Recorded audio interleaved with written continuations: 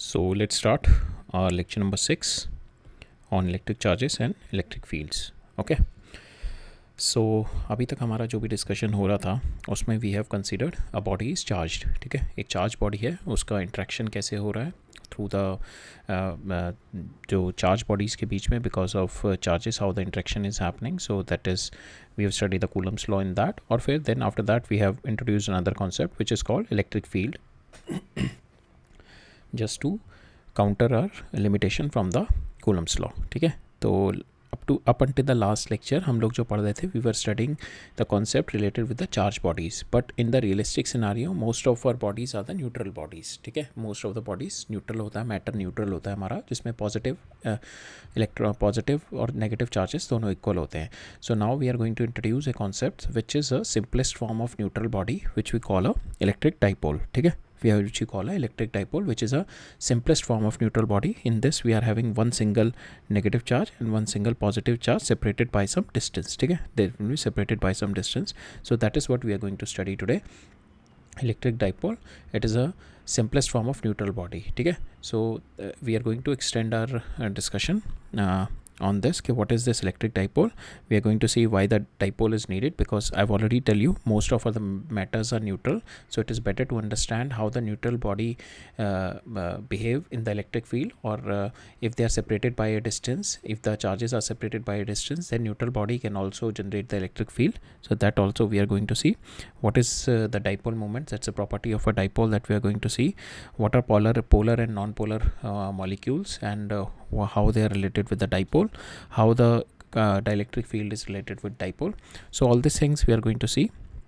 Then we are going to see what is the electric field generated by the dipole. Okay, so neutral body is there if they are separate, if they are charges are separated by some distance, so that is we call a dipole. And how the electric field is generated by the dipole, that we are going to see in three places. One is axial line, one is equatorial line, and one is any general form, which is combination of equatorial and the axial. Okay, so these three cases we are going to see. Then we are going to see if there is an external electric field applied on the dipole, how it is going to behave. Okay, how the dipole is going to behave in external electric field. So if the external electric field is uniform, how it is going to behave. If the external uniform field is non-uniform, how it is going to behave. So ये हमारा आज का lecture है. This is what we are going to study today in electric dipole. But उसको जाने से पहले हमारा एक टॉपिक था which is we have to cover motion of a charge particle. ठीक है, सो हमने जो मैकेनिक्स में देखा था, काइनेटिक एंड काइनेमेटिक्स और डायनेमिक्स में देखा था, there we are applying the forces which are the mechanical forces. अभी जो होगा हमारा that is a mixture of electrostatic and mechanics. ठीक है, इस पर हम लोग थोड़े और एडवांस लेवल क्वेश्चन करेंगे when we are going to study this questions lecture. तो उसके अंदर हम थोड़े एडवांस लेवल ऑफ क्वेश्चंस करेंगे which involves a bit of rotation also.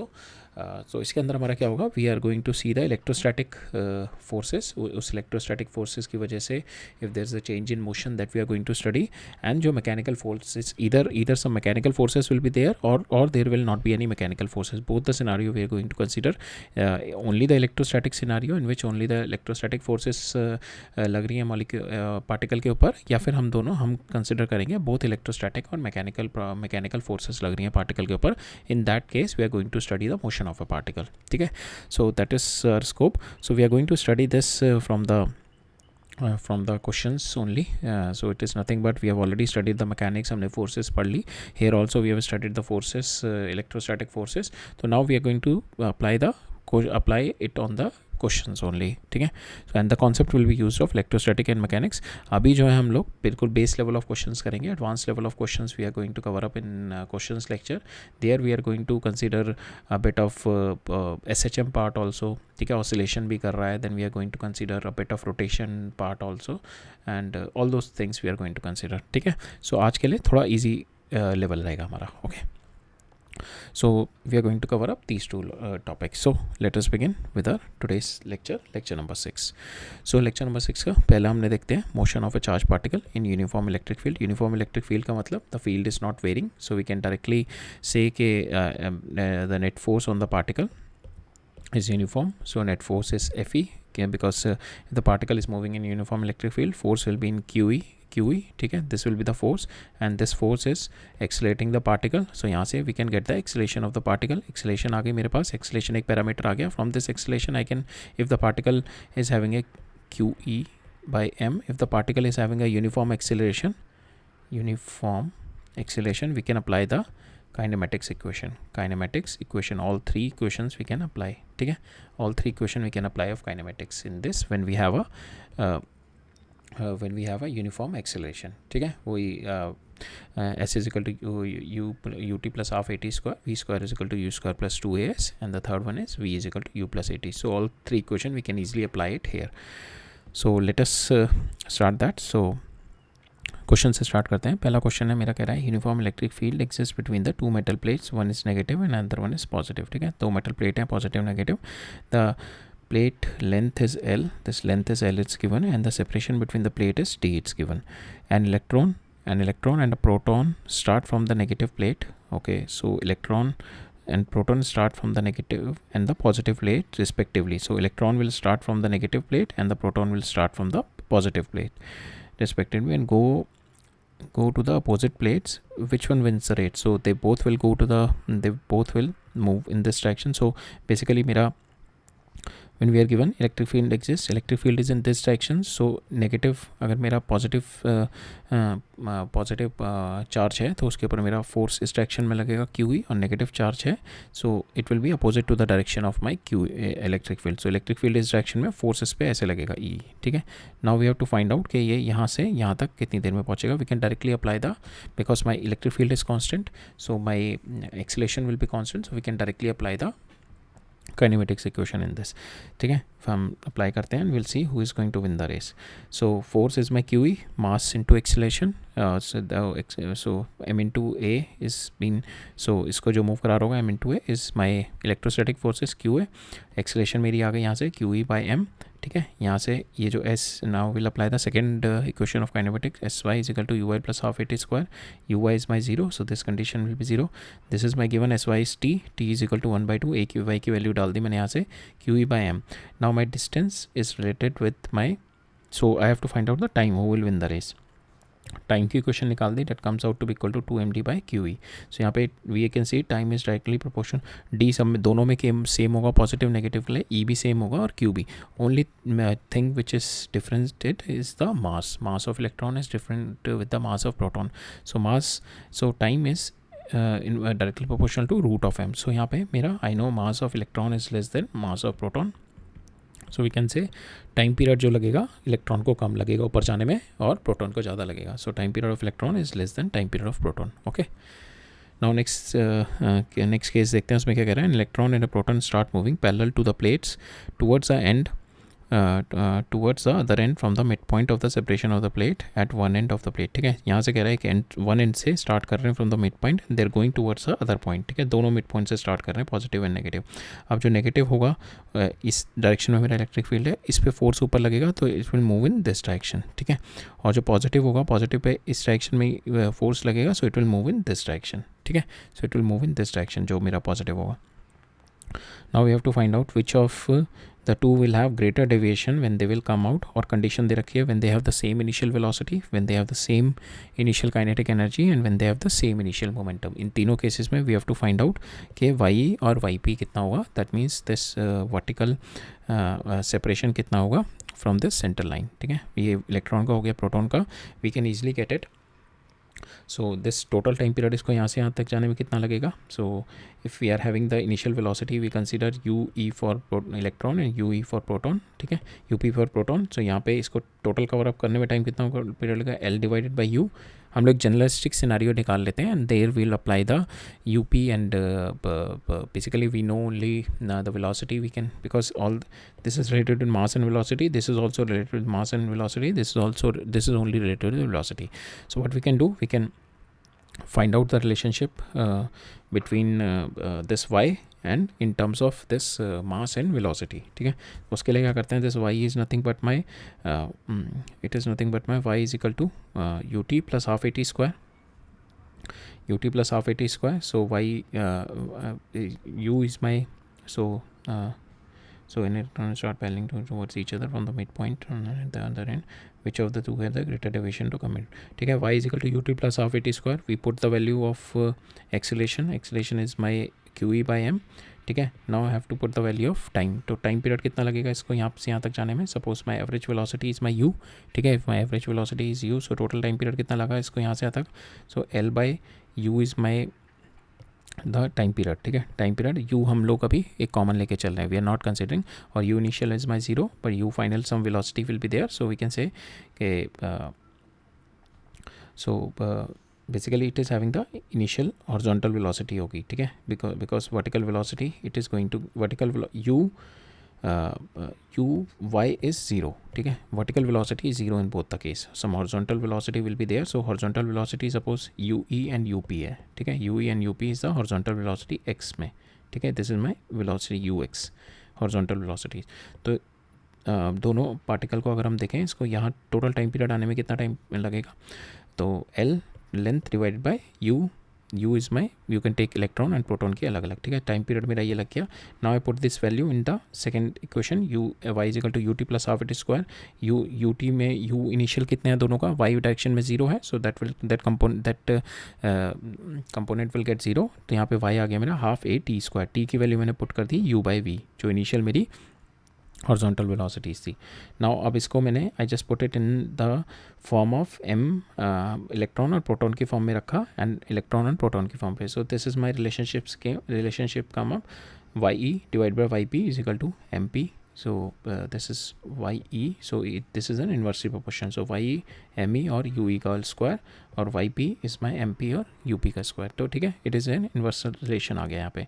अब हम देखते हैं first case it's been given u is equal to u p. अगर u is equal to u p ये कैंसिल हो जाएगा. Now the mass only it's been related. Mass किसका ज़्यादा है? Mass of proton is more, so we can say कि y e will be greater than y p because mass of proton is more. So this value will be this y e should be greater than y p. This factor will come when the m p is greater than m e. Second case में देखते हैं, हमारा कह रहा है kinetic energy same. Kinetic energy क्या होती है? 1/2 m mass into u square. अब 1/2 यहाँ पे करेंगे, 1/2 यहाँ पे करेंगे. This will be kinetic energy, this will be kinetic energy, this will get 0. So when the kinetic energy is same we can say कि the y e is equal to y p आ जाएगा इस case में.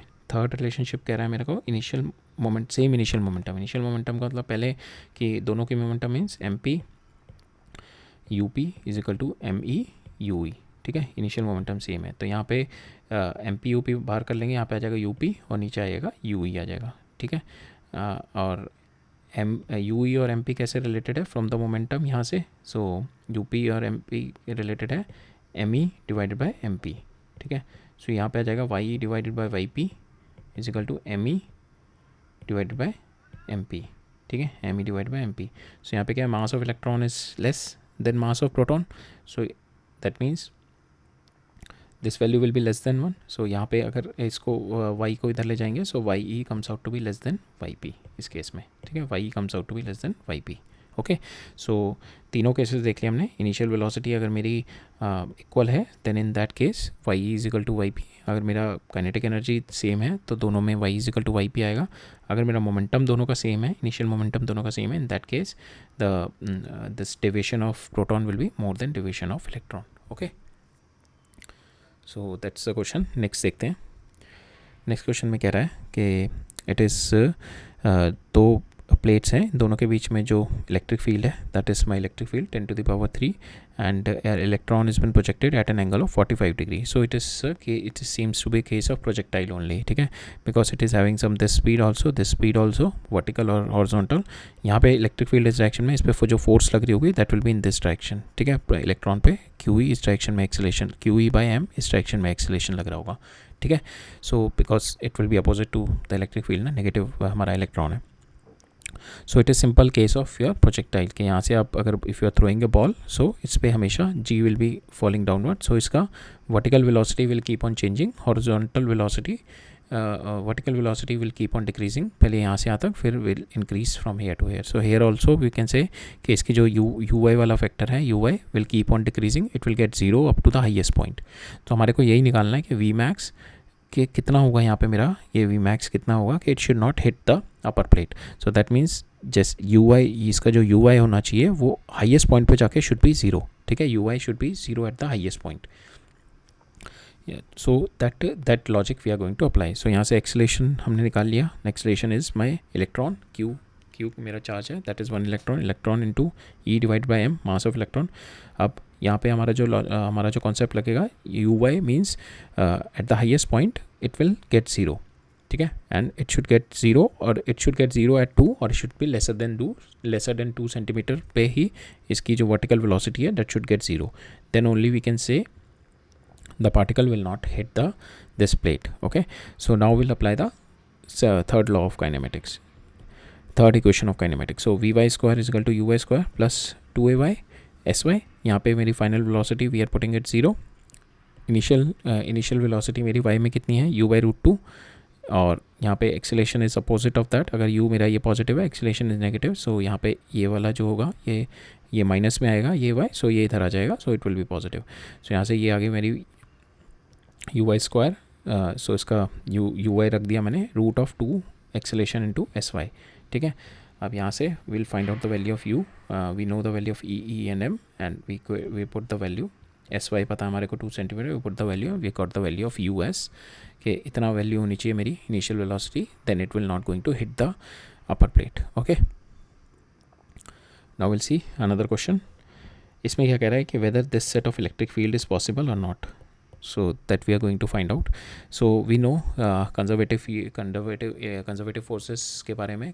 हमारी जो electrostatic force है that is a conservative force, और conservative force की एक property होती है, the work done by the conservative force in a closed loop is zero, ठीक है. तो we know electric field है, so there must be a electrostatic force onto it. कोई भी पार्टिकल, पॉजिटिव पार्टिकल को अगर मैं मूव कराऊंगा, सो इस पर कंजर्वेटिव, इस पर जो फोर्स लगेगी दैट इज़ कंजर्वेटिव, और ये पार्टिकल अगर मेरा ये ऐसे फ्लो करके पूरा क्लोज लूप में आ रहा है, सो work done should be zero.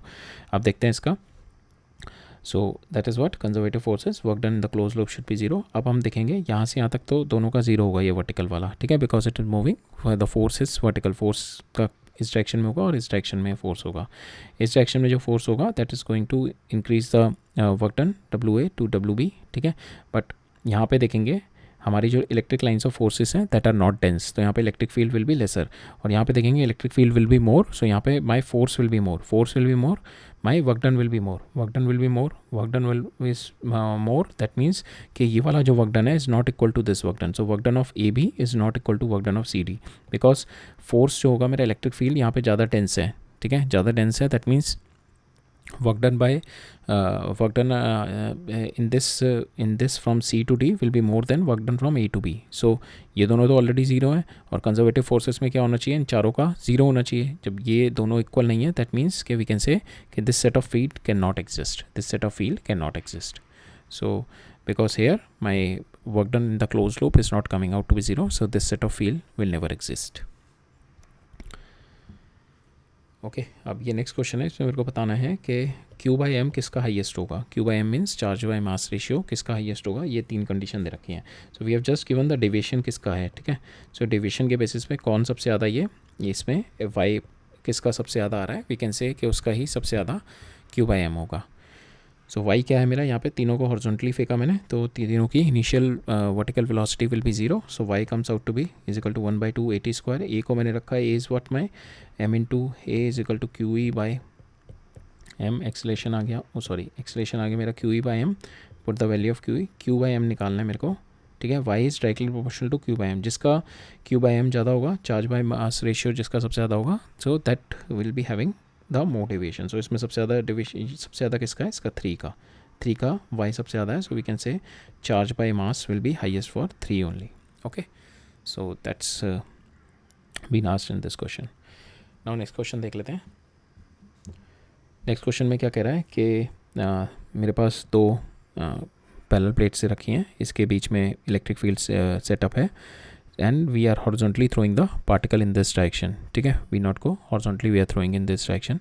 So in all these cases we are not considering any other mechanical forces, only electrostatic forces. mechanical forces वाले क्वेश्चन हम लोग नेक्स्ट देखते हैं. अभी तक जो हम लोग कंसिडर कर रहे हैं, we are not considering any mechanical forces, ठीक है। सो यहाँ पे मेरा इसको मैंने हॉरिजॉन्टली थ्रो किया, so we have to find out this H जब ये बाहर निकलेगा जस्ट इससे। So this is my L and this is my we naught. So ये टोटल इसको टाइम पीरियड कितना लगेगा, L divide by we naught. So it's a key factor because ये मेरा बताएगा कि इसका हाइट कितना आएगा, because height is what my y is equal to 1/2 AT² because initial vertical velocity is 0। यहाँ से टाइम मेरा कितना आ जाएगा, एल बाई वी नॉट। ठीक है, I just put this value and I will get the value of y. और फिर यहाँ पे मेरे को बतानी है what is my velocity here and I have to tell the this height also कि ये स्क्रीन पे जाके कितनी दूर, अगर ये एल और लेंथ पे मेरी एक स्क्रीन रखी हुई है तो ये कितनी दूर जाके गिरेगा। So the concept here is कि यहाँ पे जो इसकी हॉरिजॉन्टल वेलोसिटी होगी that will not change here also, यहाँ पे भी इसकी वी नॉट ही होगी इसकी हॉरिजॉन्टल वेलोसिटी। सो ये वाला डिस्टेंस भी कवर अप करने में सेम टाइम लगेगा, l by we naught only, because there is no change in the horizontal velocity.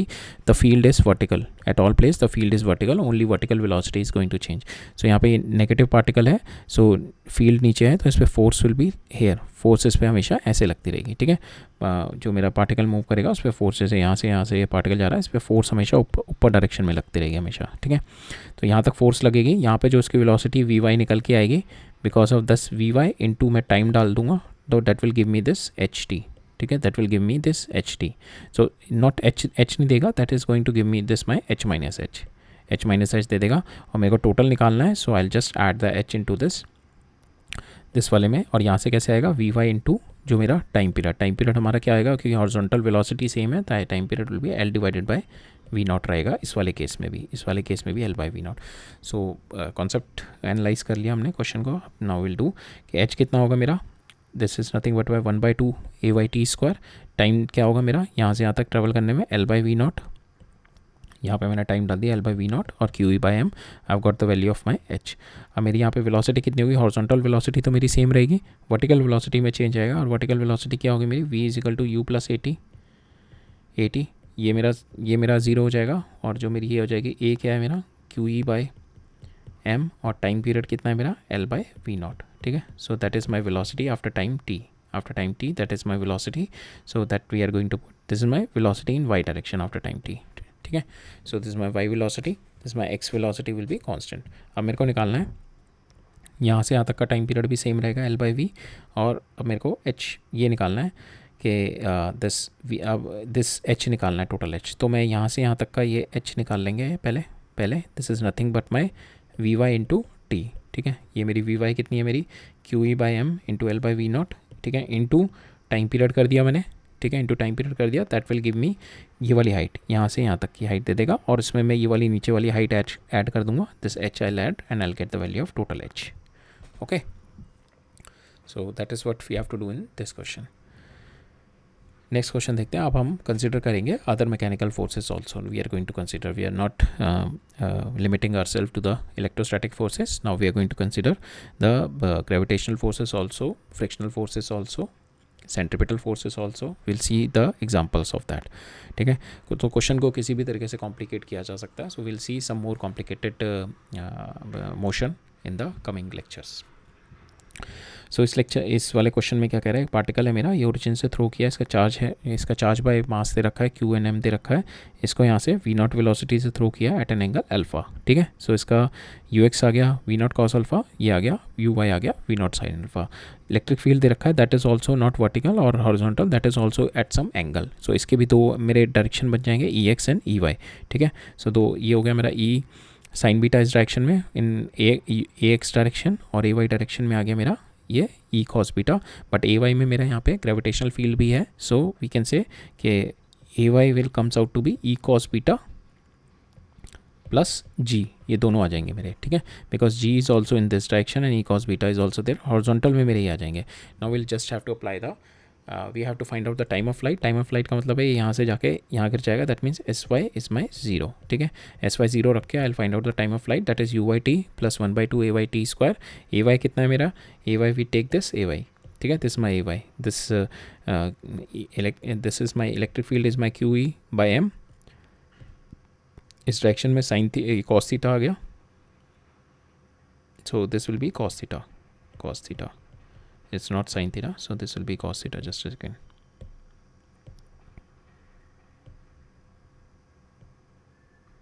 this will be cos beta. Okay, so ये मेरा ए वाई डायरेक्शन में आ गया Q E cos beta plus g, so ये मेरा आ गया, यहाँ पे ये वैल्यू रखूँगा मैं, और u y is my this into t plus 1 by 2 ay into t square. From here I'll get the value of, if I put it equal to 0, I'll get the value of time period. यहाँ से मेरा time period आ जाएगा. Now I have to find out the range. Range क्या होती है मेरी sx. sx is my uxt plus 1 by 2 ax t square. But हमने देखा था केवल हमारा ग्रेविटेशनल फील्ड होता है तो उसमें ax कुछ नहीं होता, तो we just get the range s uxt. But यहाँ पे ax is also there. ax क्या है मेरा qe by m sin beta is my ax. So will apply the whole equation. यहाँ पे ux क्या आएगा मेरा, ux is my we naught cos beta into जो मेरा टाइम पीरियड यहाँ से निकल के आएगा इस वाली इक्वेशन से. जब मैं s इज इक्वल टू 0 रखूँगा, यहाँ से मेरा टाइम ऑफ फ्लाइट निकल के आएगा. That time of flight I am going to put it here and here to get the value of sx. ठीक है, यहाँ से मेरा sx आ जाएगा. So I'm just giving you the concepts and I'll just you can do the calculations later on. Okay, I'm just giving you concepts के how the motion is going to happen. अब इस case में क्या है, there is one more force we are going to see. So I'm trying to give you the forces के इसमें हमारी देखे ग्रेविटेशनल फोर्स भी लग गई and we have electric field in both the direction and it's a projectile motion. इसमें क्या देखते हैं, इसमें इंक्लाइन प्लेन मोशन है मेरा ब्लॉक का and there is a friction also here. So will see the friction force here. मेरे को बताना है ये ब्लॉक जो है कितने टाइम पीरियड में नीचे आएगा, बिल्कुल यहाँ तक पहुँचेगा. और मेरा अब इसमें जो फोर्सेस लगेंगे, तो ये वाली इलेक्ट्रिक फील्ड लग रहा है इधर, सो जिसकी वजह से इलेक्ट्रोस्टैटिक फोर्स आएगी इन दिस डायरेक्शन. इसके कंपोनेंट इधर ब्रेक करेंगे, इधर ब्रेक करेंगे.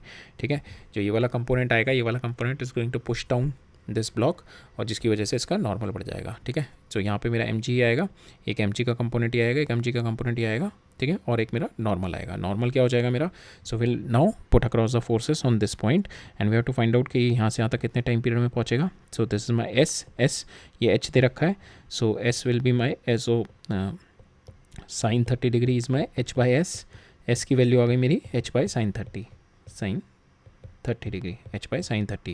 So we'll apply the kinematic equation in this direction. So s is equal to ut plus half at square. U is my 0 here. In this we just drop the particle from here. q by m है और इसका मेरे को coefficient of friction दे रखा है rough surface का 0.2.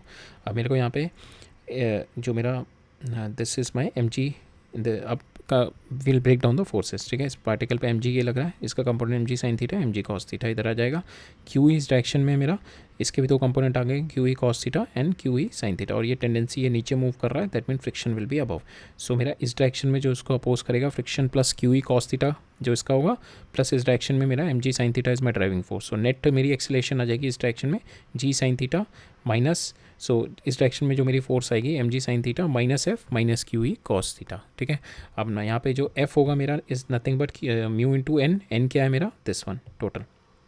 q का एक कंपोनेंट इधर आ जाएगा जो मैंने बोला कि इसका नॉर्मल बढ़ा देगा. ठीक है, and plus mg cos theta तो है ही. सो यहाँ पे मेरा q एन म्यू एन मेरा ये हो जाएगा. ठीक है, so I will put the value of mu N here and this is going to give me the acceleration आ जाएगी मेरी ay. ठीक है, acceleration आ जाएगी मेरी. so ay will comes out to be equal to g sin theta minus mu into n minus mu m ये नहीं आएगा यहाँ पे, we just have to remove this m. so mu g cos theta plus mu qe sin theta minus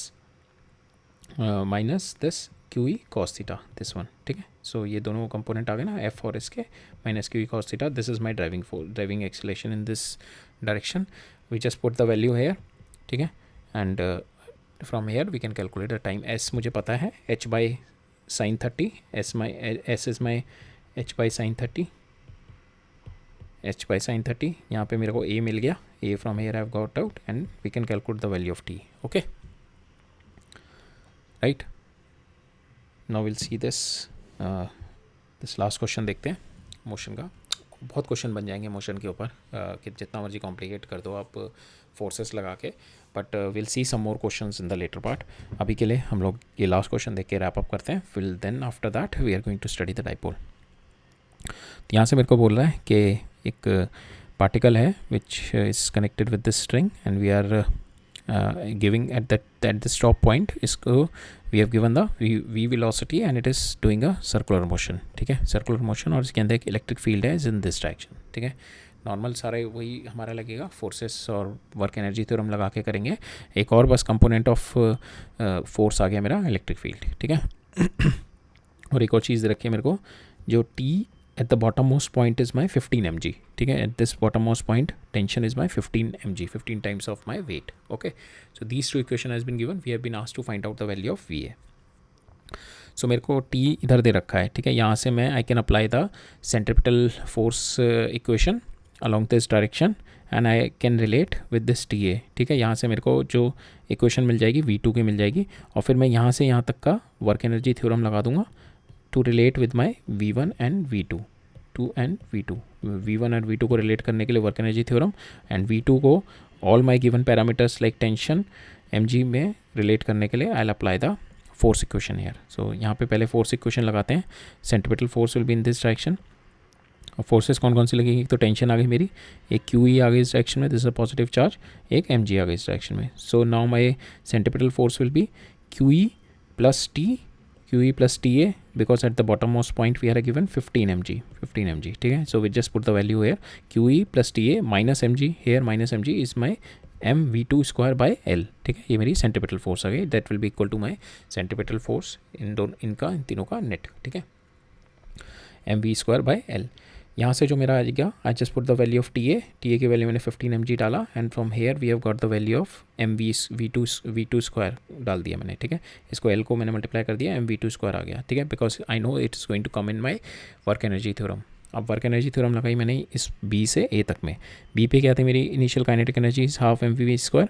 अब it from यहाँ से यहाँ तक आने में the work done by the gravity is positive because Fg is in this direction and my motion is S is also in this direction.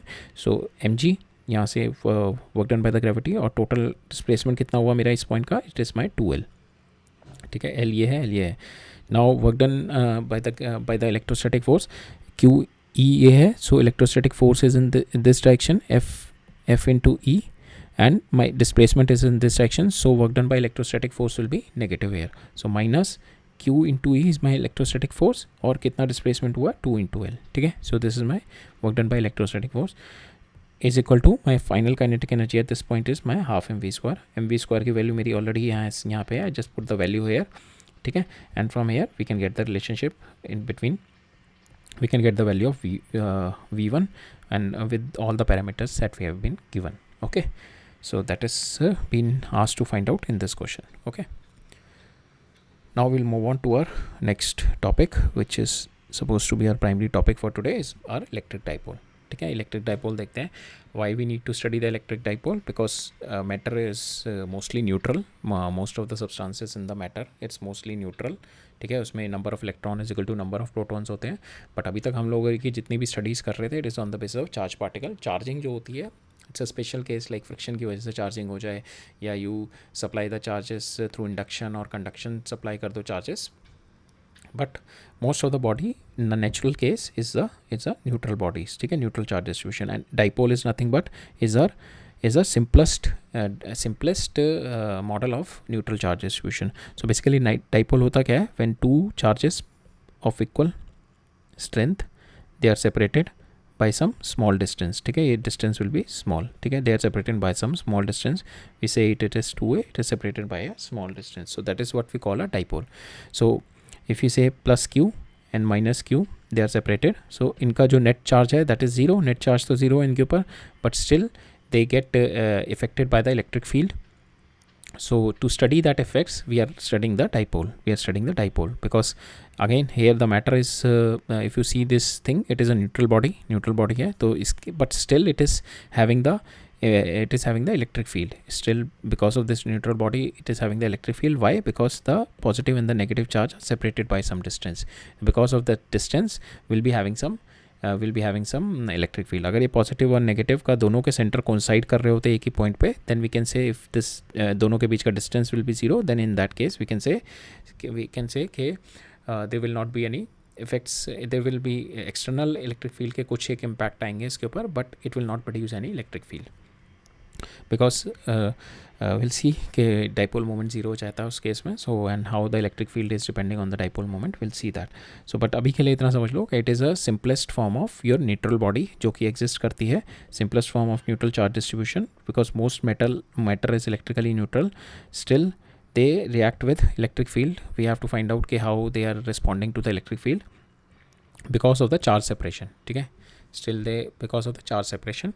And complex model क्या हो गया, it is just the approximation of the combination of dipole. So any complex body क्या होगी, it consist of multiples of dipole in a combination of dipoles ही होगी, ठीक है, और उसको अप्रॉक्सीमेट कर देंगे, will get the complex model. So to study the easy way, first will study the base concepts on this dipole and we can easily exaggerate it into the complex model.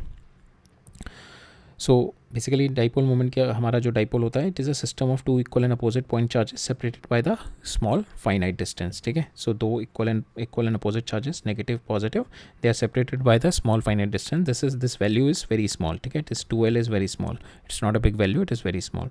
और जो dipole moment की strength होती है, that is dipole moment की strength is it is given by magnitude. और इसकी जो dipole moment होती है, it is been given by the magnitude and direction which is P is equal to Q into 2L, ठीक है. इधर of the charge ले लिया और उसके बीच का डिस्टेंस ले लिया 2L, ठीक है. The direction is from negative to positive, हमेशा नेगेटिव टू पॉजिटिव डायरेक्शन लेते हैं हम लोग. और दो इसका magnitude is Q into 2L. So what does this dipole moment signifies, it signifies कि how it is going to respond to the external electric field, ठीक है. जितना ज़्यादा डाइपोल होगा, डाइपोल मोमेंट होगा, कि how the external electric field की वजह से इस पर कितनी ज़्यादा फोर्सेस आएंगी, इस पर कितना ज़्यादा टॉर्क आएगा, we are going to study that. So that is what the dipole moment it is going to give the strength. ये बताता है कि how strong is the separation. जितना ज़्यादा स्ट्रॉन्ग सेपरेशन होगा, will see the impact will be stronger on this dipole, ठीक है. and we'll see how it has been related with electric with dielectric.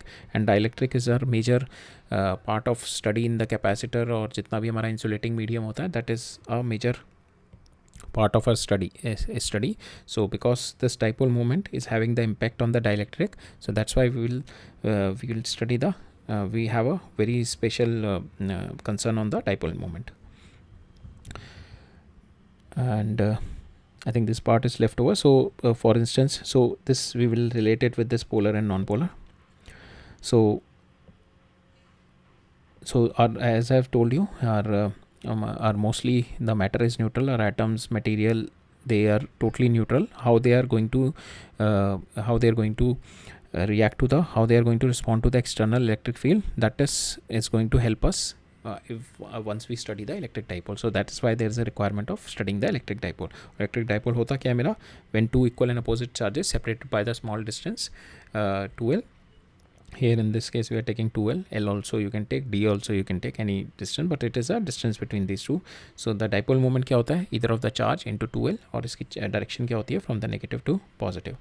Unit is my this coulometer, and larger the P is my strong separation between them.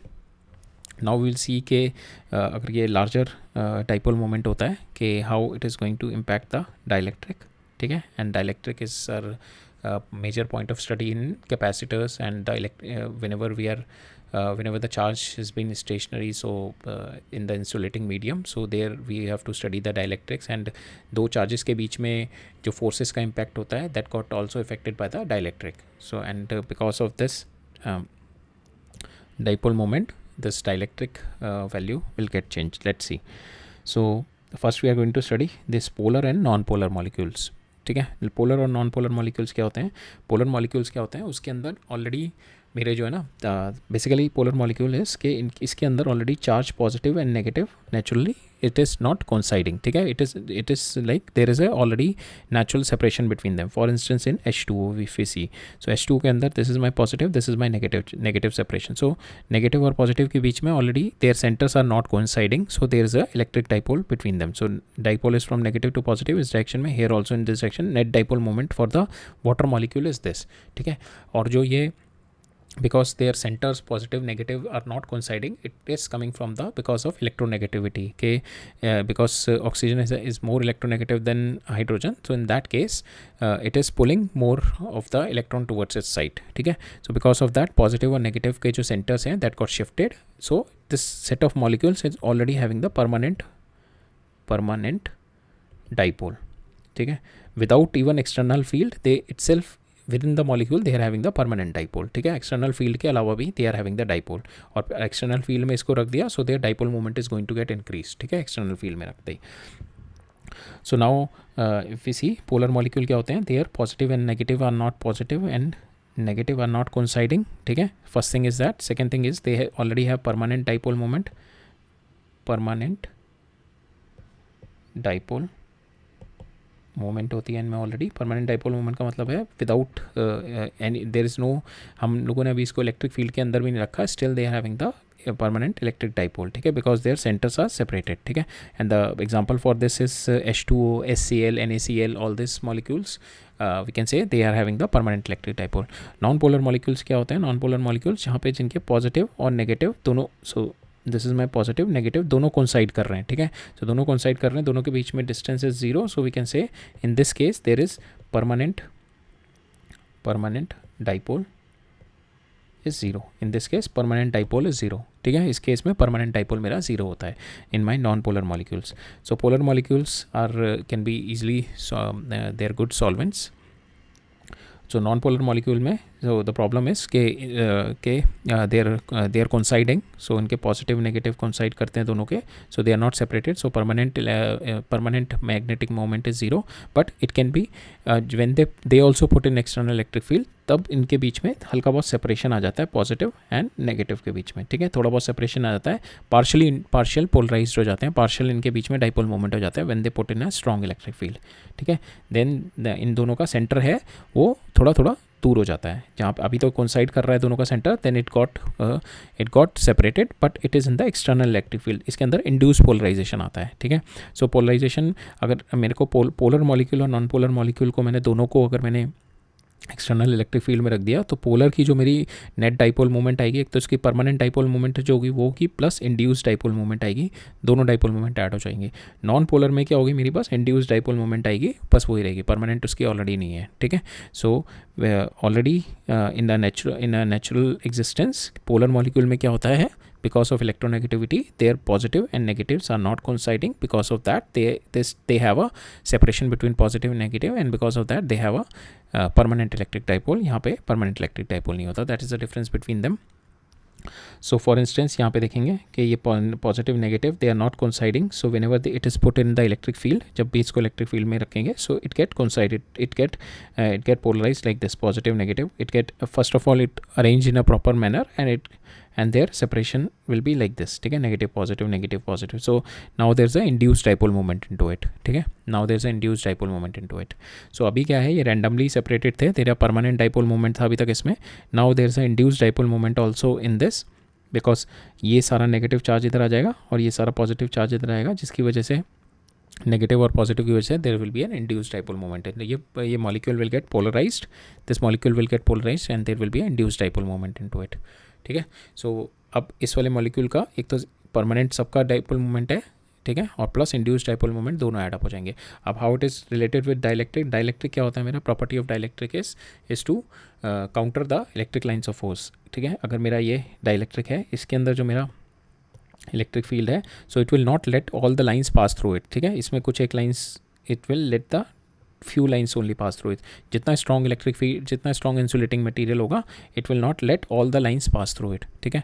so जितना ज़्यादा ये dielectric होगा मेरा, उतना ही इसमें it will stop the lines of force, ठीक है. जितना डाइलेक्ट्रिक इज है property of a insulating medium, so जितना अच्छा इंसुलेटिंग मीडियम होगा वो it will not let all the electric lines of force pass through it, ठीक है. उसमें से जैसे फॉर इंस्टेंस यहाँ पे 5 इलेक्ट्रिक लाइन्स ऑफ फोर्स आ रही हैं, it will only letting 2 electric lines of force, ठीक है. So that is a property of dielectric medium. अगर ये मेरा डाइलेक्ट्रिक मीडियम पूरी की पूरी if no electric lines of force is been passing, so it's a very strong dielectric constant is there into it, so it is not letting, it is a property of an insulator which is how much it is opposing the electric field, how much it is like consuming the electric field, it is not letting pass through it, ठीक है. and now क्या होता है ना मेरा कि how the dipole moment has been related with dielectric, जब भी मेरा when I, so for instance this is my dielectric and when I put it in the strong electric field, तो इसके अंदर के molecules जो होते हैं that got polarized, जैसे यहाँ पे polarize हो गए, negative positive negative positive negative positive negative positive. अब इसके अंदर क्या होगा, दिस गेट पोलराइज्ड, इसकी वजह से यहाँ पे नेगेटिव आ जाएगा एंड यहाँ पे पॉजिटिव आ जाएगा, ठीक है, एंड इसकी वजह से एक इंड्यूस्ड इलेक्ट्रिक फील्ड आ जाएगा इन this direction. So this induced electric field is strongly opposing this external electric field. ठीक है, सो इन दैट केस के माई dielectric constant is directly proportional to the polarization of my dielectric medium, polarization of my insulator. ठीक है, dielectric constant is my dielectric constant is directly proportional to the polarization of a medium. कितना medium polarized हो रहा है. So this value depend on कि उसका permanent dipole moment कितना, polarization depend on the dipole moment. ठीक है, so initial dipole moment कितना है और because of my external electric field how much dipole moment is been induced. So K is directly proportional to my polarization. Polarization is nothing but my dipole moment, individual dipole moment. Polarization of this total if we can say total volume into जो सबसे छोटे वाले molecule का dipole moment, average dipole moment कितना होगा और कितने number of molecule हैं इस पूरे वॉल्यूम में, उन सबका टोटल लेके वी कैन से कि this is the overall dipole moment. एक छोटे से का हम ले लिया. ठीक है, इसका पूरे का एवरेज निकाल दिया हमने. पहले एक छोटे का ले लिया और सबको इंडिविजुअली ऐड करके और जितने नंबर ऑफ मॉलिक्यूल्स हैं उसे डिवाइड कर दिया, उससे मेरा एक एवरेज डाइपोल मोमेंट आ गया. So this dipole moment is nothing but it is directly related with my dielectric constant. और जितना मेरा पोलराइजेशन ज़्यादा होगा दैट मीन्स उतना मेरा डाइलेक्ट्रिक कांस्टेंट बढ़ जाएगा. If my this insulating material is more polarized, that means it increases dielectric constant. That means its value of k, when the value of k increases it reduces the force effect. ठीक है, because my force is my electrostatic force divided by K. ठीक है, जितना मेरा dielectric constant बढ़ जाएगा it reduces the force और it reduces the number of electric line pass through it. And dielectric constant is directly proportional to my polarisation and polarisation is related with my dipole moment. ठीक है, सो जितना ज़्यादा dipole moment होगा, जितना ज़्यादा मेरा dipole moment होगा उतना मॉलिक्यूल ज़्यादा पोलराइज्ड होगा. जितना मॉलिक्यूल ज़्यादा पोलराइज्ड होगा उतना उसकी हाई डाइलेक्ट्रिक स्ट्रेंथ बढ़ेगी, के बढ़ेगा, और जितना ज़्यादा के बढ़ेगा उतना उसमें फोर्स डिक्रीज कर जाएगा. सो that is how dielectric is related with dipole moment. Okay, and this is my field lines because of this is my dipole, so positive negative, so they are separated by some distance. So this is my field lines. Because they are separated, so they will not be having the electric field 0 also, but the variation of electric field will not be like if we have the individual charge, iska variation of electric field will be inversely proportional to r square. But if we are having the dipole like this total, अगर मैं इन दोनों को consider करके चलूँ, if we are having the dipole, so इसका electric field will be inversely proportional to r cube. इसका R cube से गिरेगा electric field, it will not be inversely proportional to are square. That is we are going to see. ठीक है, larger distances पे दोनों का अगर मैं कंसिडर करके चल रहा हूँ तो इसकी वजह से इलेक्ट्रिक फील्ड अगर वो सेपरेटेड हैं इसके अंदर बॉडी के अंदर, इसकी वजह से लार्जर डिस्टेंसेस पे electric field will not be feel. ठीक है, because it is reducing with the factor of r cube, 1/r cube से रिड्यूस करा. बट बेसिकली अगर मेरा पॉइंट चार्ज है वहाँ पे जो मेरा फैक्टर रिड्यूस करता है with the factor of r square से रिड्यूस करता है. ठीक है, so will see that in the coming part. So dipole moment पे एक क्वेश्चन देख लेते हैं कि इक्वेटोरियल ट्राइंगल है मेरा, उसके ऊपर मेरे एक इस पॉइंट पे मेरा 2q चार्ज रखा है, एक पे q चार्ज रखा है, and it is having plus q charge here. We have to find the dipole moment of this. ठीक है, डाइपोल मोमेंट निकालना है. सो हम इसको क्या कर सकते हैं, इसको माइनस क्यू करके इधर की साइड में इसकी नेगेटिव पॉजिटिव है, इधर एक डाइपोल आ जाएगी, इधर एक डाइपोल आ जाएगी, and we can find out the net dipole here. So that is what we have done here. We separate this as minus q, ये दो डाइपोल बन गए मेरे. ठीक है, इसकी डाइपोल मोमेंट कितनी आ गई, this my A, so this is q into A, here also q into A. अब इन दोनों का वेक्टर सम ले लिया मैंने. It is because dipole moment is a vector, so इन दोनों का वेक्टर सम ले लिया. सो इन दोनों के बीच में एंगल कितना है, 60 degree. So p1 square p2 square, इन दोनों का जो मैग्नीट्यूड आ गया 2p1 p2 root 60 degree, so √3 q into a. Okay, now will see the dielectric field due to a dipole. ठीक है, so electric field due to a dipole will be there because the charges are separated, जिसकी वजह से एक particular point पे कुछ variation आएगा. Electric field का and there is a net electric field in that. अगर दोनों कोइंसाइड कर रहे होते positive negative, then in that case there will not be any electric field because of, then in that case we will not say it a dipole. Dipole means कि जब when it is separated by some distance. अब देखते हैं electric field due to a dipole. So dipole का total charge zero होता है, but इसका electric field will not be zero because q and q is separated by small d. ठीक है, अब हम दो जगह देखेंगे इसका.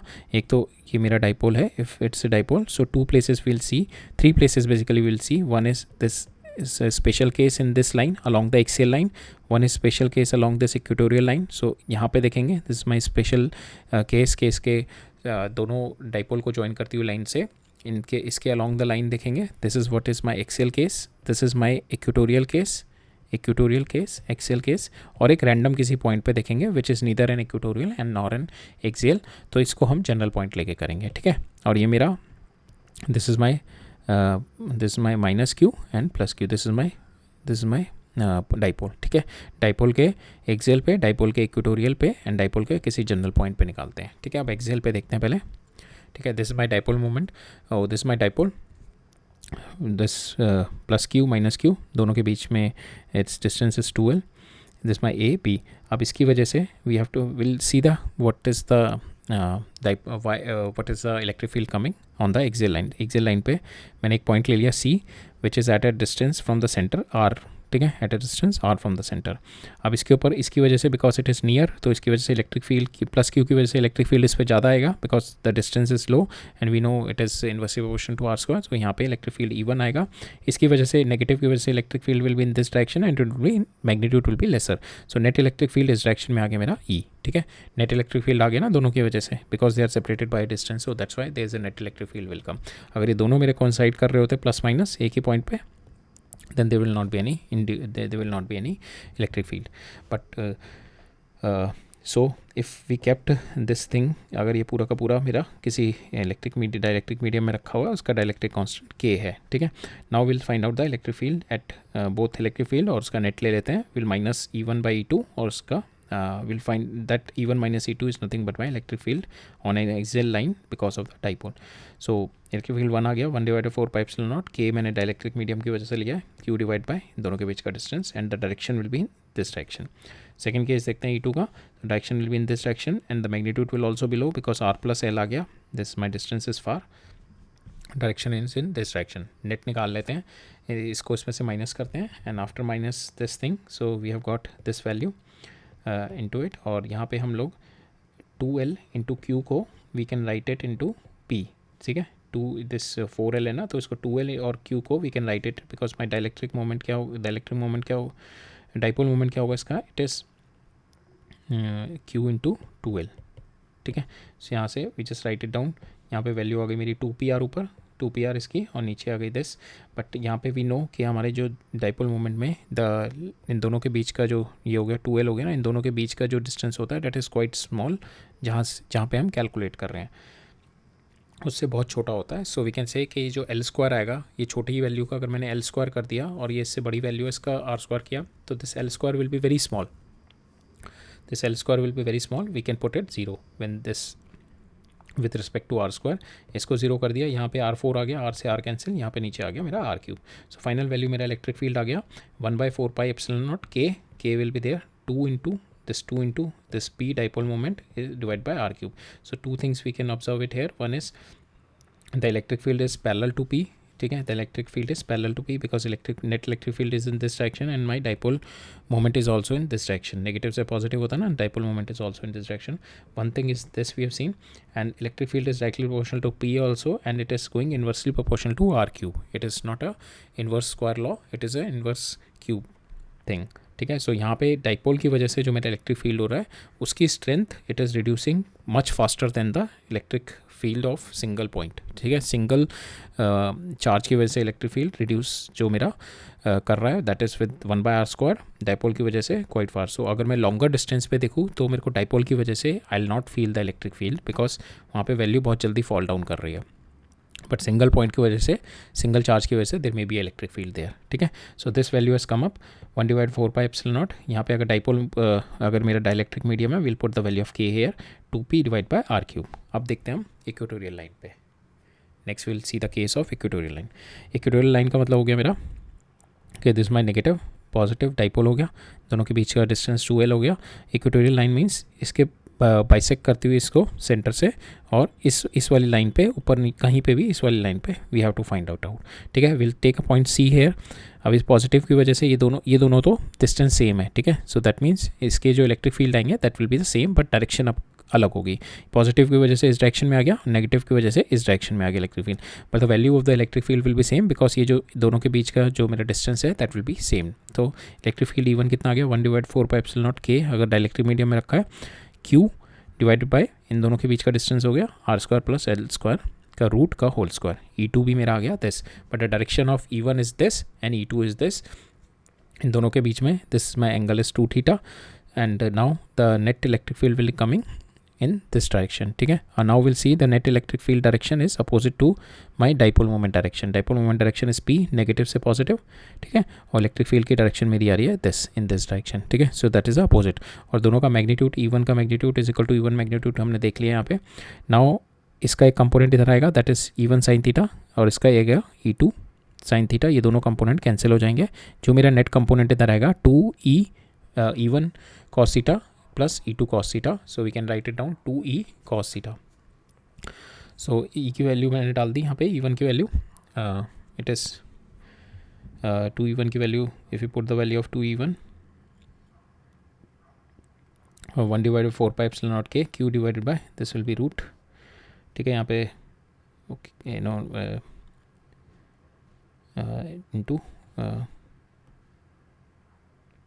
Okay this is square 1 so यहाँ पे स्क्वायर आ जाएगा. ठीक है, sorry it will not be root. So r² + l² into 2 cos theta. ठीक है, cos बिकॉज द ये E1 E2 सेम है, we just put the value here and 2 cos theta. cos theta क्या होगा मेरा, it is nothing but by l divided by r² पर l² का root. अब इसको मल्टीप्लाई कर दिया, आई गॉट द वैल्यू. यहाँ पे 2 वी जस्ट मल्टीप्लाई इट. यहाँ पे cos थीटा को l रख दिया. सो 2q इंटू l कितना हो गया मेरा, दिस l यहाँ से cos थीटा वाला आ जाएगा और ये 2q है, 2l इंटू q मेरा हो गया. ऊपर डाइपोल मोमेंट आ गया. ठीक है, p नीचे आ गया 1/4πε0k r² + l² 3/2. Again I remove this r² because the value of l² will be quite small as comparable with r². So यहाँ पे वैल्यू आ जाएगी, इससे कैंसिल, नीचे आ जाएगा मेरा r³ और ऊपर आ जाएगा मेरा p ओनली. ठीक है, इस केस में था मेरा 2p/r³ और यहाँ पे है मेरा p/r³, but the direction here is opposite to that of electric field, opposite to that of dipole moment. Dipole में मेरा इस डायरेक्शन में है, electric field in this direction. Axial में मेरा दोनों का मेरा डायरेक्शन भी सेम है. This is dipole moment direction and this is my electric field direction. ठीक है, सो अगर मेरा डाइपोल मोमेंट है ये, तो यहाँ पे मेरा electric field will be opposite to the dipole moment और यहाँ पे अलोंग द डाइपोल मोमेंट होगा. ठीक है, now will find out at some general point. General point पे देखते हैं.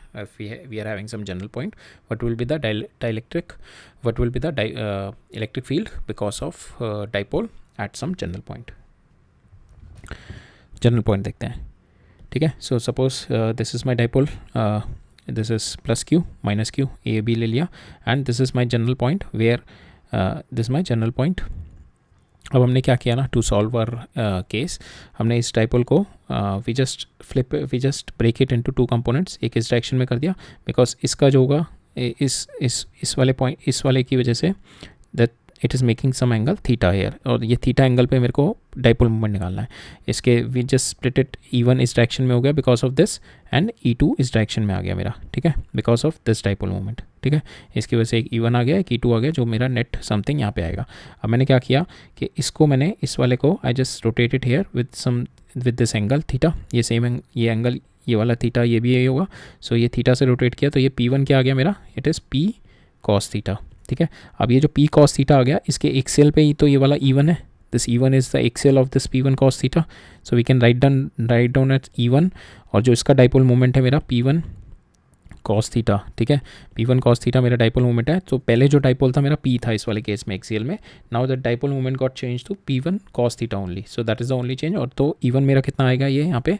सो E1 I have write it down 1/4πε0, P की जगह मेरा आ गया this one P1 cos theta. ठीक है, सो 2P cos थीटा, सेम वही r³ रहेगा अलॉन्ग द डायरेक्शन P1. ठीक है, सेम अगर मैं इसको मैंने ये आई जस्ट, सो इसका I just flip it here in this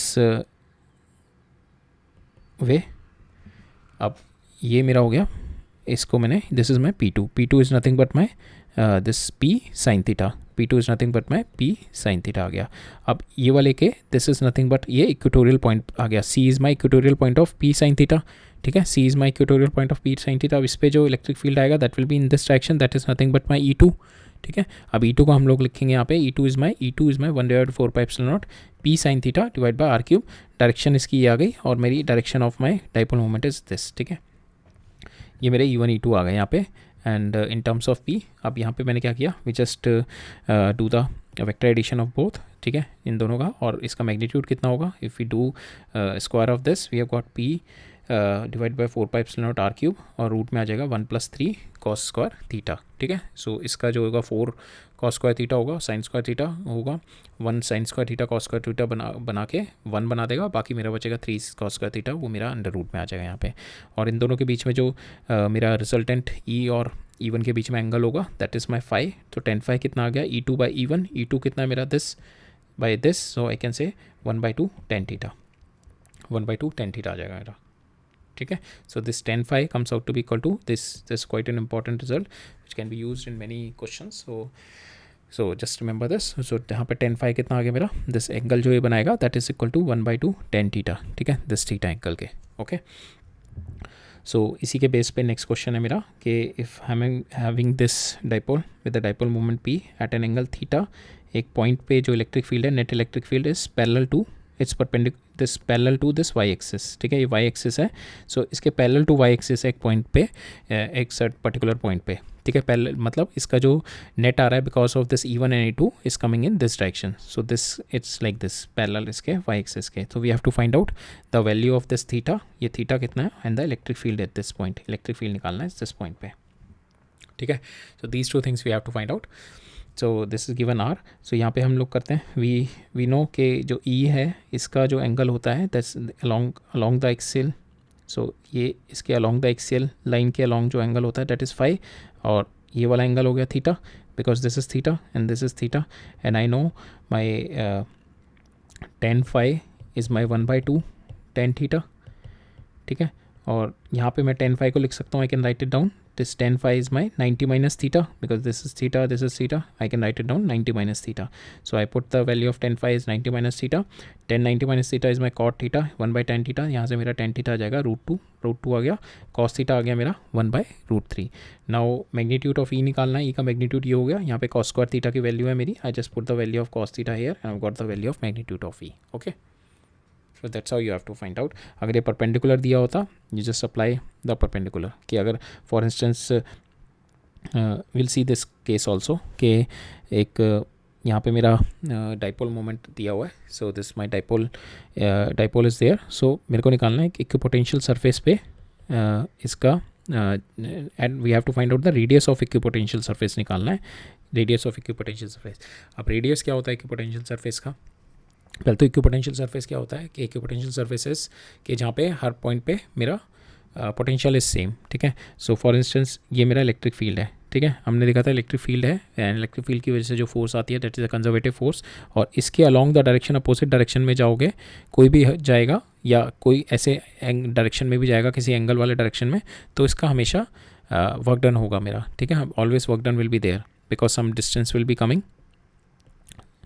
So suppose if I move along the or against the direction of this conservative field, my potential, so work done by conservative force will always change in potential, ठीक है, change in potential energy delta U minus delta U, ठीक है। अगर ये मेरी conservative forces है because of E, if I am moving in this direction or any other any angle, ठीक है, अगर किसी भी एंगल पे जाऊँगा there will always be my work done होगा। अगर मैं if I move perpendicular to this, ठीक है, अगर मैं यहाँ से A से B तक जा रहा हूँ तो there is no change in the electric field because दोनों जगह मेरा सेम मेरा पोटेंशियल है, there is no change in the electric field if I am moving perpendicular. Don't worry, we are going to see this equipotential जब हम potential वाला case देखेंगे, but we have already studied in mechanics, so that's why I am just elaborating that कि if you move perpendicular to your conservative forces, then in that case we can say it is an equipotential surface. If this is my electric field, if the electrostatic जो conservative force भी इसी direction में होगी. So perpendicular to this is my these are all perpendicular is my equipotential. So ये these are all equipotential point, तीनों का potential same है. But इसका और इसका सेम नहीं होगा, इन दोनों का सेम नहीं होगा. बट इसका इन तीनों का सेम होगा. ठीक है. Perpendicular to my this this electric lines is my equipotential surface. So मेरे को equipotential surface का यहाँ पे रेडियस बताना है यहाँ पे. ठीक है. So वी हैव पुट ये मेरे को एक डाइपोल दे रखा है. In the external electric field यहाँ पे E है. It is a parallel electric field external दे रखा है along the line of equipotential, along the line of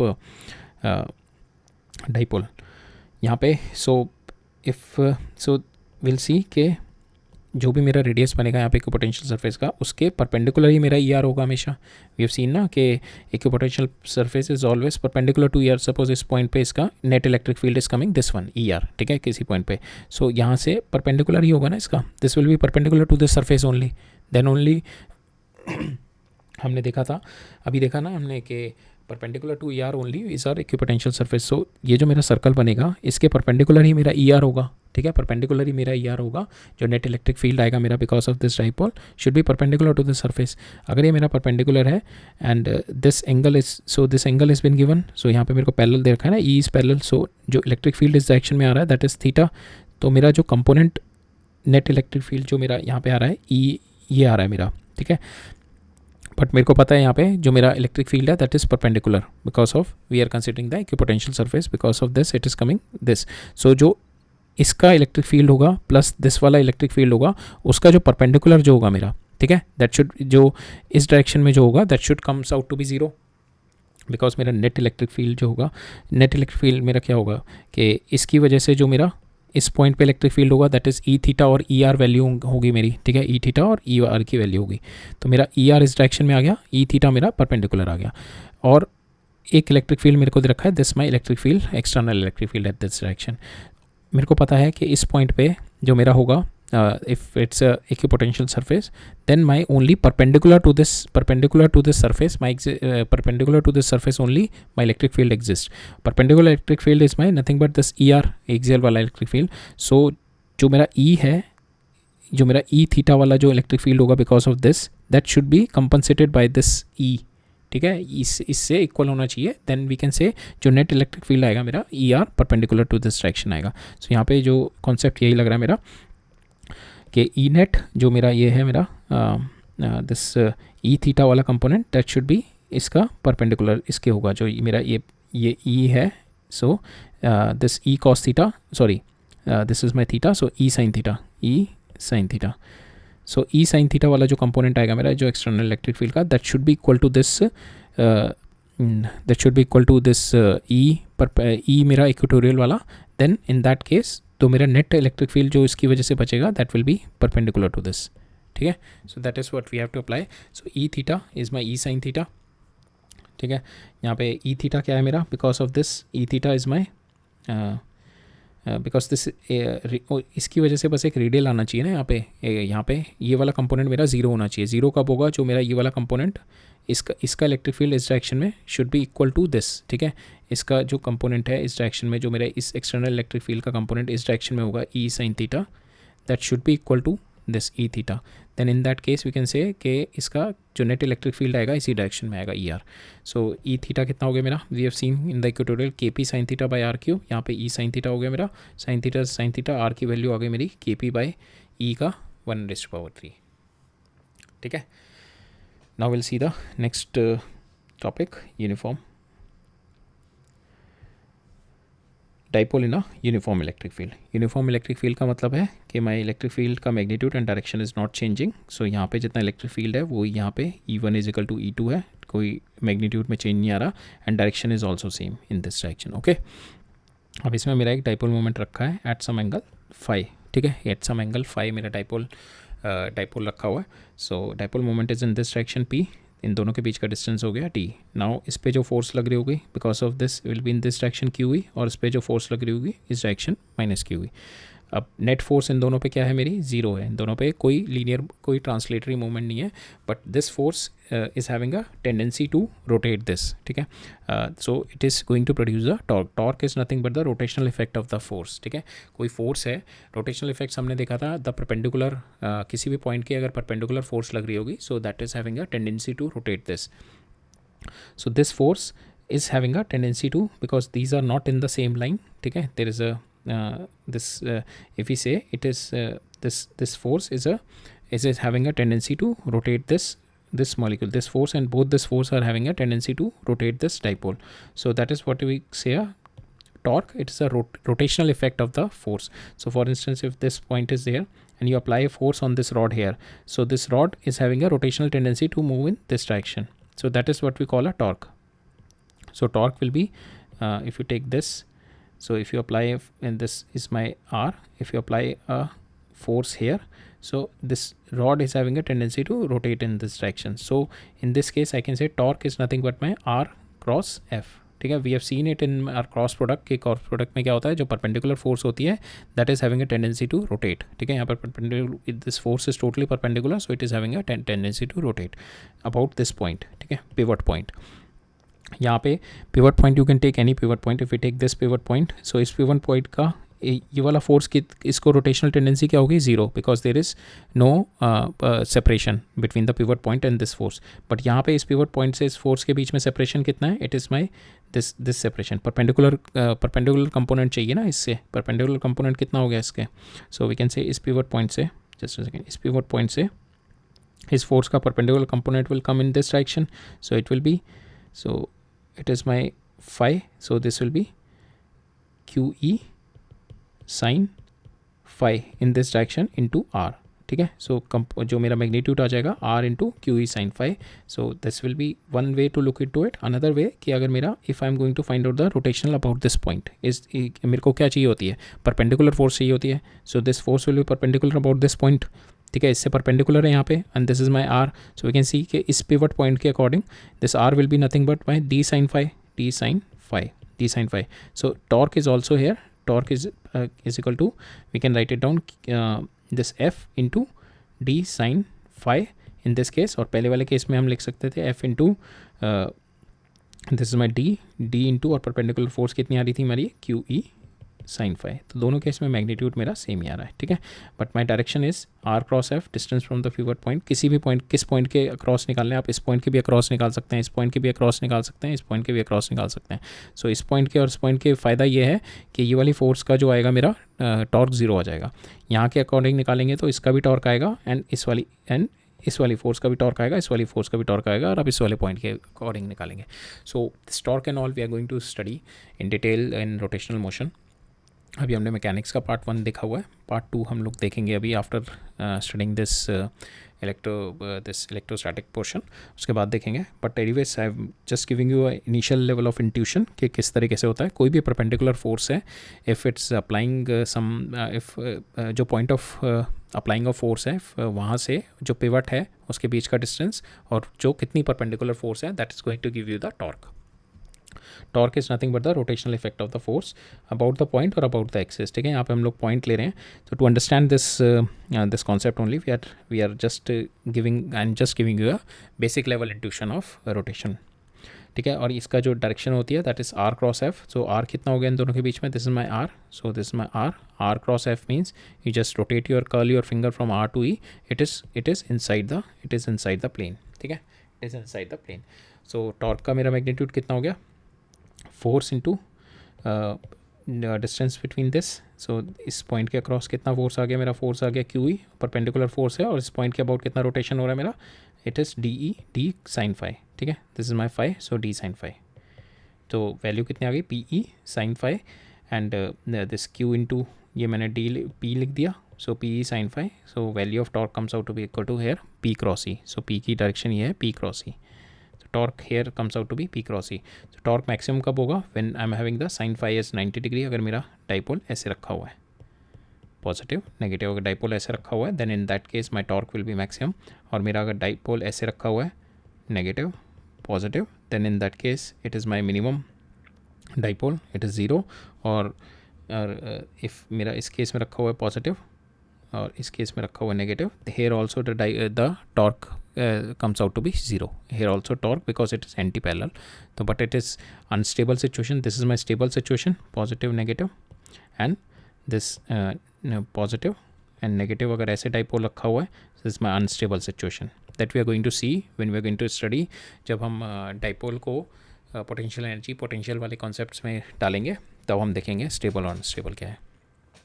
stable unstable already हम लोग पढ़ चुके हैं. अगर जरा सा भी उस पोजीशन से मूव करो तो अपनी पोजीशन पे रिस्टोर होके आ रहा है, so we can say it is a stable thing. ठीक है. So I max tau max tau minimum you have seen at angle theta is equal to एक 590 डिग्री है. सो मेरा मैक्सिमम रोटेशनल टेंडेंसी होगी उस केस में. Now will see if the electric dipole is non uniform in the non uniform electric field. ठीक है. Non uniform electric field में मेरा टॉर्क भी आएगा, फोर्स भी आएगा. Force will also be there because of because here in this case the force will not be zero, the electric field is varying. So जो मेरा फोर्स आएगा that is because of the orientation of dipole, किस direction में रखा हुआ है मेरा with respect to E. That force will be directly proportional to my P, जितना मेरा dipole moment होगा, and how the E is changing. So these all factors will give me the net force. So for our analysis we are taking the simplest form of electric field, constant direction but the magnitude is increasing along this direction. ठीक है. यहाँ पे magnitude कम है, यहाँ पे magnitude E1, अगर यहाँ पे E2 ये है तो E2 will be greater than E1. So in this case E2 is greater than E1, तो हमारा magnitude along the line is increasing. So अगर मेरा P parallel to E रखा हुआ है, if my P is parallel to E, so P is this, so along this direction only, so positive negative, so P is this, so along the direction of electric field is my dipole रखा हुआ है. so यहाँ पे because इस पे मेरा force लग रहा होगा QE इस डायरेक्शन में एंड इस पे मेरा फोर्स लग रहा होगा माइनस QE इस डायरेक्शन में. अगर फोर्स मेरी दोनों सेम होती तो नेट फोर्स 0 आ जाती, बट यहाँ पे मेरा ये E2 है, ये E1 है and E2 is greater than E1. So my force F2 will be greater than F1. So this dipole will have a tendency to move in this direction. So इस पे net जो force आएगा मेरा dipole पे ये इस direction में आएगा. The net force will come in this direction. So this force is trying to push the dipole into the stronger electric field. So electric field is getting stronger in this direction ना. So the net force मेरा इस direction में आ रहा है. Net force is coming in this direction. So net force is pushing my dipole into the stronger electric field. So that is also a reason when you have a charge, when you use a comb, when you just comb your hair, उसके बाद it got charge. ठीक है. ये charge इस पे charge आ गया, so now it is having a electric field around it. ठीक है. and when you try to pick up this small pieces, paper pieces, so it get moved towards a stronger electric field. ठीक है. इस पे जो force लग रही है that stronger, so क्या होता है इसके अंदर भी जो ये होता है मेरे इसके अंदर dipole बन जाते हैं. dipole means positive negative dipole बन जाएंगे. so it will start to move into the stronger electric field. ठीक है. it will start to move into the stronger electric field. So that is the same concept here. ठीक है. तो that is the concept के why neutral body whenever there is an electric field और वो non uniform electric field है, so in that case there is a net force on the dipole. ठीक है. net force on the neutral body. ठीक है. so paper जो होगा उसके ऊपर dipole moment बन जाएगा. ठीक है. कुछ because of the inducement of charges जिसकी वजह से it will started getting towards a stronger electric field. Now if we are having the P anti-parallel to E, अगर मेरा P जो है यहाँ पे, so it is my negative, it is my positive in direction में है और electric field इस direction में increase हो रहा है. so in this case my net force comes out to be in this direction. ठीक है. that is opposite to so it will be in the weaker side. so अगर मेरा P जो है is my anti-parallel to my E. ठीक है. So same way अगर मेरा इलेक्ट्रिक फील्ड ये है इस डायरेक्शन में, इस अगर इलेक्ट्रिक फील्ड के अंदर if there are dipoles so they get arrange in this manner. ठीक है. So they will get arrange in this manner. या अभी ये रैंडमली अरेंज हैं, all the dipoles are randomly arrange. So when you apply the electric field on to it so they will get systematically arrange. ठीक है. Negative positive इनका same ऐसे arrange हो जाएंगे. ठीक है. जिसकी वजह से इस पर एक इंड्यूस इलेक्ट्रिक फील्ड आ जाएगा. We are going to study that. It is just to give you an initial level of intuition. अगर एक्सटर्नल इलेक्ट्रिक फील्ड एक रैंडम मॉलिक्यूल्स के ऊपर लगाएं हम लोग, सो दे गेट पोलराइज्ड. तो this is called a polarization only. कि इनमें देयर इज अ सेपरेशन आ जाता है और they get align towards the direction of electric field. ये देखते हैं हम इस केस में कि my electric field is like this, not like this. So my electric field is like this. So यहाँ पे मेरा स्ट्रॉन्ग इलेक्ट्रिक फील्ड है, क्लोजर लाइन्स है, यहाँ पे वीकर इलेक्ट्रिक फील्ड है, and we just put this is my positive, this my negative. So इस पर जो फोर्स लगेगी इस डायरेक्शन में ज़्यादा लगेगी, इस डायरेक्शन में कम लगेगी, and the net force will be in this direction, net force will be in this direction. So my dipole is pushing towards a stronger electric field. So इसमें देखते हैं जो फोर्स की वैल्यू कितनी आती है. Force is nothing but my F A minus F B. So F A को मैंने लिख दिया Q A Q B.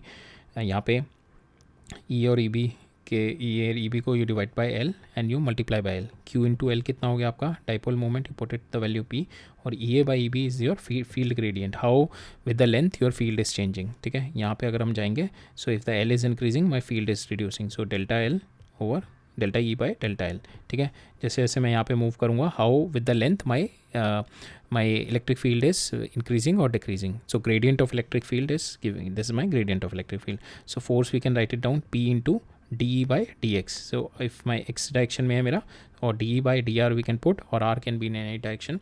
So this is my force P into d by dr, how my electric field gradient is varying. ठीक है, so force is pull in the, so this force is pulling the dipole in the stronger electric field that we have seen it here. So force is pulling this force maximum, the force is in this direction, net force will be in this direction, and it is pulling this dipole into the stronger electric field. So same we have seen when a charged body pull the neutral body. So this is the same concept when why the charge body pull the neutral body.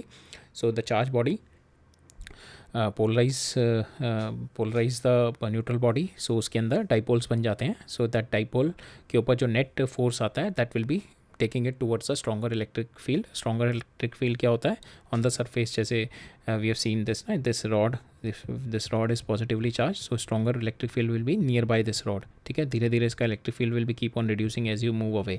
ठीक है, so that's why this small pieces of paper will be attracted towards a stronger electric field.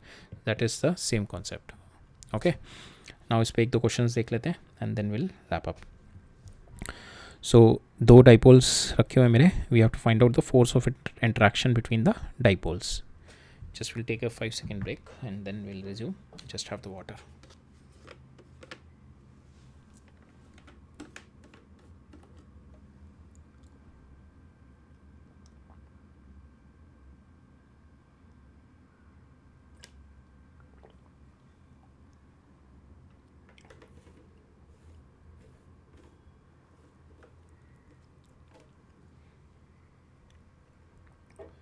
So let's start. Force of interaction between the dipoles. तो दो dipole रखे हुए मेरे. सो हम क्या करेंगे, P1 की वजह से इस पर फोर्स निकालेंगे. P1 की वजह से इस पर इलेक्ट्रिक फील्ड निकालेंगे. ठीक है, हमने देखा है ये एक्सियल पोजीशन पे रखा हुआ है. एक्सियल पोजीशन पे इस डाइपोल की वजह से इस पर इलेक्ट्रिक फील्ड कितना आएगा, और उसको will multiplied by how that electric field is varying. So will do a d by D r, और उसको मल्टीप्लाई कर देंगे P2 से, will get the value of force of interaction between the dipole. So now electric field because of 1 on 2 will be 1 by 4 pi epsilon naught 2p by r cube. अब इसका how it is varying with r, d by dr कर दिया हमने. So that value comes out to be, इसका differentiation किया, minus 1 by 4 pi epsilon naught 6p1 by r4. Now force on 2 will be P2 into d by dr. d by dr हमारी value आ गई, and this is my P2 we just. So this is my force of interaction between the two dipole put in a axial position. ठीक है, Excel position में जो हमारे रखे हुए हैं, same way we can do it for the equatorial also. Okay, now इस case में भी सेम कॉन्सेप्ट है हमारा. एक फील्ड है, एक रिंग है, और एक डाइपोल रखा हुआ है. We have to find out the force on this dipole. So हम क्या करेंगे, इसकी वजह से इस पे कितना मेरा इस पॉइंट यहाँ पे, how the electric field is varying because of this ring, how the electric field is varying, और we just multiply that gradient of electric field with the dipole of this of this dipole, and from there we can get the value of force on this dipole. So force on this dipole will be the dipole moment of this into जो how the electric field is varying because of my this ring. ठीक है, ring की वजह से how it is varying. So electric field because of ring at certain point we'll see it is coming out to be qx divided by r square plus x square root 3 by 2. इसको मैं dr by dx करेंगे, इसका dr by dx किया, this the value came, and we multiplied by we multiplied by इसका this p, we multiplied by dielectric, we multiplied by dipole moment, and we got the value of force on this dipole because of this charged ring q. Okay, same concept से एक और question है कि हमारा एक infinitely long wire रखा हुआ है. सो हमारे को 3 पोजीशन दे रखे हैं डाइपोल के, एक पैरेलल टू दिस वायर, एक परपेंडिकुलर टू दिस वायर, और एक the wire is going inside and it is like perpendicular है but in a different plane, perpendicular in a different plane. But यहाँ पे ये वाले दोनों cases in the same plane है, यहाँ पे डिफरेंट प्लेन में है in the perpendicular. So if you take this is my x, y, and this is my z direction. So wire is going in from this direction, so plus z to minus z. So wire is going in this direction, plus z to minus z. और xy plane में मेरा dipole रखा हुआ है, xy plane में मेरा dipole रखा हुआ है, ठीक है. So we need to find out the force of interaction acting on the dipole, ठीक है. If the dipole vector is p. इस केस में देखते हैं, इसकी वजह से the dipole moment will be at this point will be lambda over 2 pi epsilon naught r, infinitely long wire की वजह से, but d by dr will be 0. d by dr will be 0 here because it is at one point only, it is not along the line, so d by dr comes out to be 0, so my force is 0 here.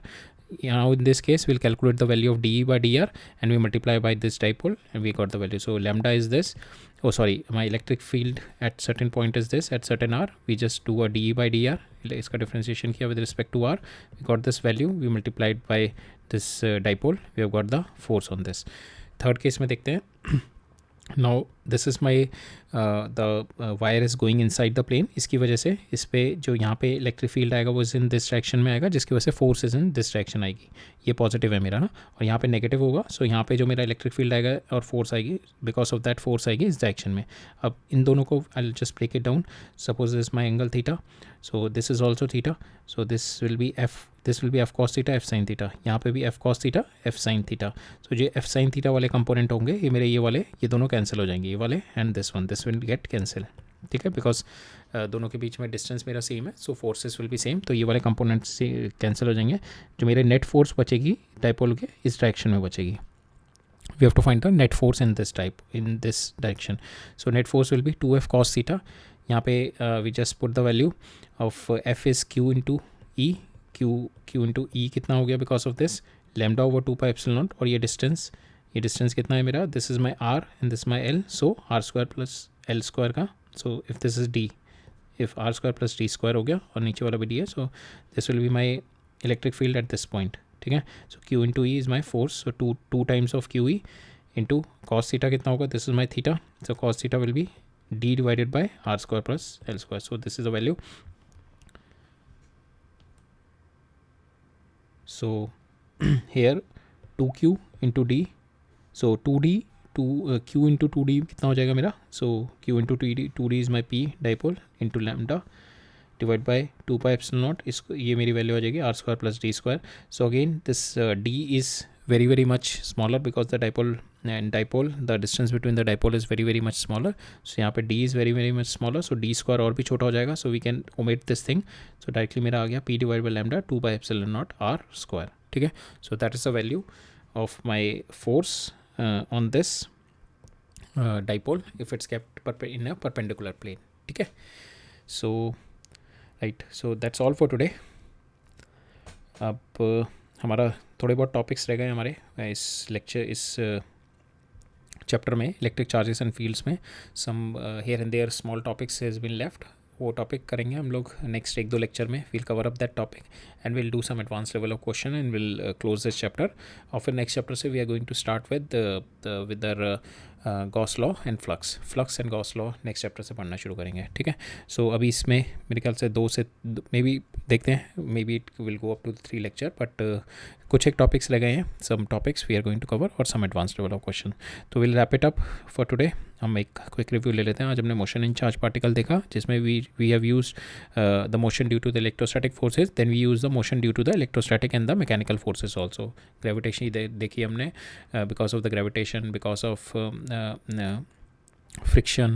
So all those mechanical forces we have seen, how the motion of particle, how we have calculated the parameters of the motion of particle in the electrostatic forces under the influence of electrostatic forces and the mechanical forces. फिर हमने देखा एक major important topic और concept today आज का कि it is a electric dipole. So हमने देखा था कि मैटर जो है हमारा mostly it is sir neutral. So dipole is just it's just a simplest way to show any neutral matter, ठीक है। सो इसके ऊपर जो भी हमने फिनोमेना देखा और जो एनालिसिस किया, we can do it in a complex arrangements also. So it is a simplest form of uh complex neutral matter. So that's why we have studied this. इसमें हमने डाइपोल मोमेंट देखा, what is a dipole moment and if the dipole moment is strong what does it signifies and how it is related with the dielectric, and then we have seen the polar and the non-polar molecules. Then we have seen the dipole electric field due to a dipole in the axial position, in the equatorial position or in some general position. In तीनों जगह देखा हमने। Then in the final we have seen कि if the dipole is kept in the external electric field तो उसके ऊपर if it's kept in a uniform electric field, so उसमें net force 0 आती है, it will only give the torque। और अगर मेरा नॉन यूनिफॉर्म इलेक्ट्रिक फील्ड में आता है उसमें फोर्स भी आती है और टॉर्क भी आता है, उसमें दोनों आती हैं मेरी। So that is all we have seen for today. So that's all for today. I'll meet you up in the next lecture. So all right, thank you.